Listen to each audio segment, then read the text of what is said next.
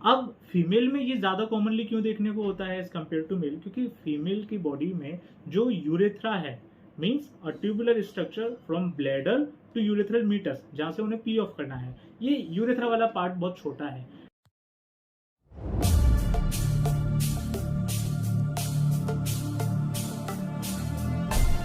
Hello everyone, this is Maheshpal, welcome you all. जैसा कि आप सभी को पता है, गर्मियों का टाइम चल रहा है और गर्मियों के टाइम में along with the weather change बहुत सारी दूसरी कंडीशंस या दूसरी आप ये समझें कि बीमारियां इसके साथ में निकलती हैं।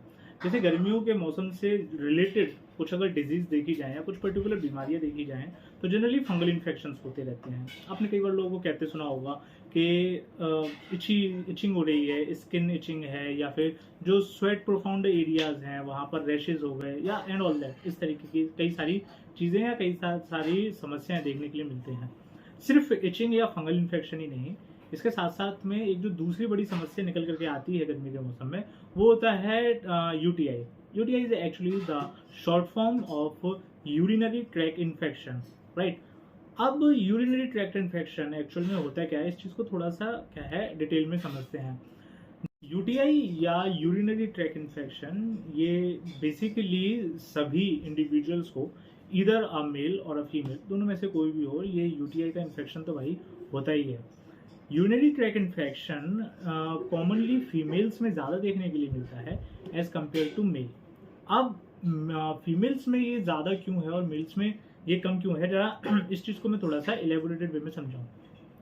जैसा कि आप सभी को पता है कि ह्यूमन एक्सक्रीटरी सिस्टम जो होता है, इसके पास में किडनी से निकलने वाली ट्यूब्स यूरेटर के बाद में एक पाउच लाइक या pocket like structure urinary bladder है, और ब्लैडर के नीचे में एक स्ट्रक्चर निकलता है that is known as the urethra. सारी चीज़ें ये यहीं से शुरू होती हैं, क्योंकि जनरल फिजियोलॉजी में ये चीज़ बताई जाती है कि यूरेथ्रा जो है एक ट्यूबुलर स्ट्रक्चर जिसकी दो एंड्स, एक यूरिनरी ब्लैडर के साथ में जुड़ा हुआ है और एक दूसरी होती है ओपनिंग जिसके थ्रू यूरिन को बाईपास किया जाता है बॉडी से, जिसको टेक्निकली मिक्चुरेशन नाम दिया जाता है, या फिर आप हिंदी में कह लो कि वॉशरूम जाने के लिए बेसिकली हम पी ऑफ करते हैं, राइट, बॉडी से फ्लूइड्स को। अब ये जो ओपनिंग होती है, ओपनिंग को बोला जाता है यूरेथ्रल मीटस। बैक्टीरियल इन्फेक्शन जो है, बैक्टीरियल इन्फेक्शन यूजुअली इसी ओपनिंग से ऊपर यूरिनरी ट्रैक में चढ़ता है। मतलब पहले यूरेटर, उसके बाद में यूरिनरी ब्लैडर। ज़्यादा अगर कंडीशंस खराब हो जाए तो यूरेटर और किडनी भी इस इन्फेक्शन की चपेट में आते हैं। अब जनरली ये जो इन्फेक्शन है, ये इन्फेक्शन होता किसकी वजह से है? देखिए, ये जो इन्फेक्शन है यूटीआई का, मेजरली यूटीआई का जो इन्फेक्शन होता है वो बैक्टीरिया की ग्रोथ की वजह से होता है। What type of bacteria it is actually the E coli, right, Escherichia coli, the same bacteria which is present in our gut, जो कि हमारी इंटेस्टाइन में मौजूद होता है, जो कि हमारी इंटेस्टाइन में एक सिम्बायोटिक एसोसिएशन करके हमारी बॉडी के साथ में रहता है और डाइजेशन एब्जॉर्प्शन वाली एक्टिविटीज में कहीं ना कहीं रोल प्ले करता है। वही सेम बैक्टीरियल इन्फेक्शन हम लोगों को क्या करता है, यूटीआई यूरिनरी ट्रैक्ट में इन्फेक्शन देता है। अब बात निकल करके आती है कि ये जो बैक्टीरिया है ये हमारी बॉडी में एंटर कैसे किया है ना, छोटे छोटे पॉइंट्स इनको थोड़ा सा अगर कलेक्ट किया जाए तो बेसिकली ये जो बैक्टीरिया है, ये बैक्टीरिया क्योंकि हमारी इंटेस्टाइन में मौजूद है और इंटेस्टाइन से जब हम डिफिकेशन करेंगे, बॉडी से अनडाइजेस्टेड रेसिड्यू को एनएस के थ्रू बॉडी से पास आउट करेंगे, तो जाहिर सी बात है कि बैक्टीरियल ग्रोथ एनल रीजन के आसपास में देखने के लिए मिलेगी ना।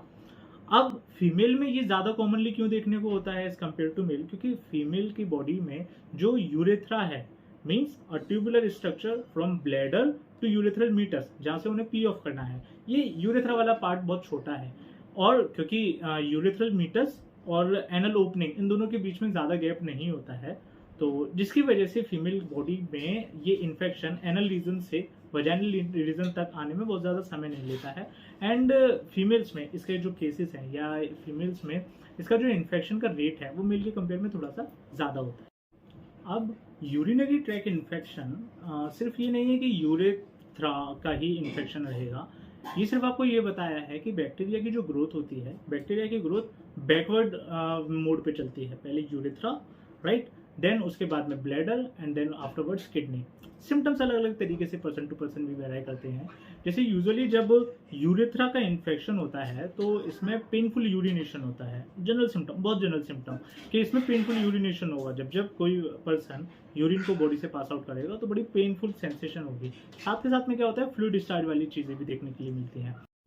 जनरली जो यूटीआई के सिम्टम्स देखने के लिए मिलते हैं, देखिए मोर ओवर मैं इस चीज़ को बहुत पहले भी बता चुका हूँ आपको कि किसी भी चीज़ के हमको सिम्टम्स तब देखने के लिए मिलते हैं जब वो पैथोजन की ग्रोथ हमारी बॉडी में अच्छी खासी अमाउंट में हो जाती है।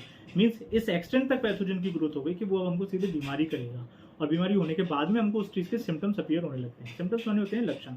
जनरली जो आमतौर पर लक्षण देखने के लिए मिलते हैं यूटीआई में, वो क्या होता है कि पेनफुल यूरिनेशन होता है, बड़ा हैवी पेन होता है, and person is unable to control his और हर पी। वो यूरिनेट करने से खुद को रोक नहीं पाता है, राइट। बहुत पेनफुल सेंसेशन, बहुत strong urge to urinate.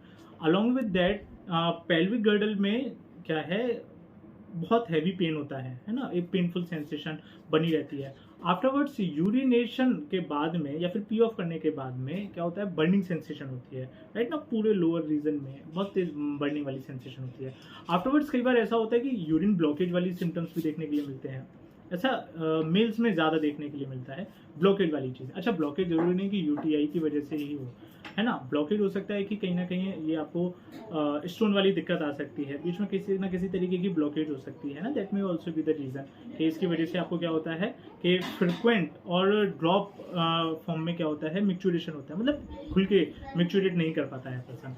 Along with that क्या होता है, कई बार जैसे डार्क कलर में या पिंक कलर में या रेड कलर में भी यूरिन का कलर इस तरीके से ट्रांसफॉर्म होता हुआ दिखता है। दैट एक्चुअली शोज के ब्लड इज प्रेजेंट। इसके साथ साथ में और जो सिम्टम्स होते हैं कि यूरिन जो होता है, urine appears to be cloudy, right, ऐसा फोम जैसा फॉर्मेशन होता है।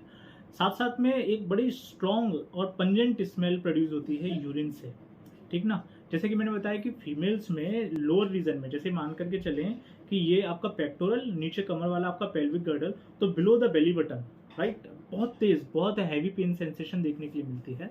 Majorly this type of symptoms have been seen in the females mainly. It is not like that कि वो मेल्स में ऐसे सिम्टम्स होते ही नहीं है। सिम्टम्स तो दोनों में होते हैं, इधर मेल अदर फीमेल। अब क्योंकि ये तो रहे सिम्टम्स के बारे में, कॉजेज के बारे में आप लोगों को बताया कि कॉजेज में basically the bacteria is actually responsible for such type of infection. और बैक्टीरिया जो रहा इकोलाई। अब इकोलाई बैक्टीरिया कहाँ से आया, जनरली कि जो हमारा एलिमेंट्री कैनाल की जो टर्मिनल ओपनिंग है, टर्मिनल ओपनिंग के आसपास में बैक्टीरियाज रहते हैं, और बैक्टीरियाज को वहाँ यूरेथ्रल मीटर्स तक पहुँचने में बहुत ज़्यादा समय नहीं लगता है, and this is the reason कि हाँ जी इन्फेक्शन हुआ। अलॉन्ग विद दैट इसके अलावा और क्या क्या कॉजेज हो सकते हैं यूटीआई के, तो इसमें जो चीज़ें निकल करके आती हैं, that's like a unhygienic conditions, right ना। Unhygienic conditions basically it is completely correlated with the summer weather conditions. जैसा कि प्रेजेंट सिचुएशन चल रही है, क्योंकि समर है, गर्मियों का टाइम है, तो प्रोफाउंडली स्वेटिंग होती रहती है, राइट।